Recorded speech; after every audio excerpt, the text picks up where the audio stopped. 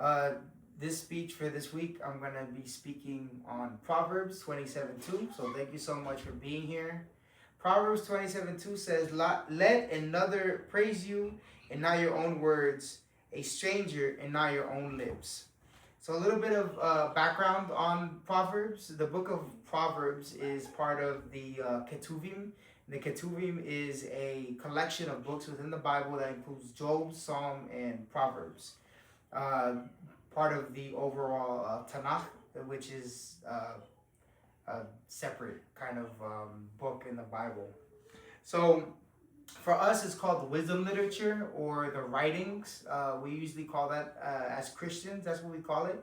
So just remember that. That's part of that. So the majority of Proverbs is written by Solomon, which is the king of Israel and or Jerusalem, and he's the son of David, like we know, right? He's known for his wisdom.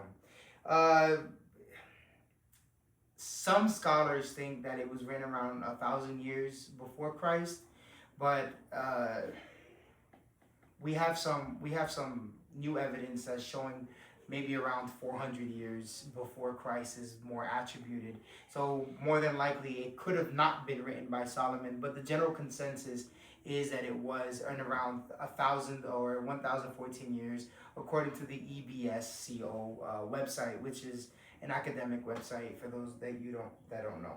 Okay, so Proverbs usually speaks on humility, character development, and also on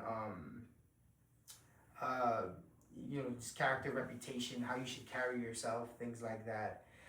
This proverb specifically talks about warnings on self-promotion.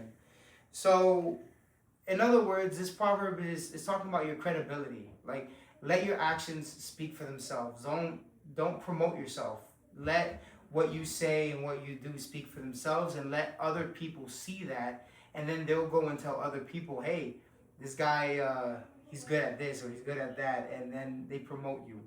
A little bit background for me is that since I've been studying theology, I've grown like a big head, a big ego, and I've always tell people, oh yeah, I'm in school for theology. Oh, I'm studying the Bible. I'm doing this, and so it makes me seem like I have. I'm like trying to tell people and educate people about my education instead of showing them what I already know. So the first thing that comes out of my mouth when I talk is, hey, I already know about the Bible. I already know about theology because this, and I didn't even explain what I'm talking about yet. And so I've learned to cut back on that and just flow with the conversation and either teach or confirm something that someone already knows. So for me, it's really important that us as an audience together, we should always self-examine.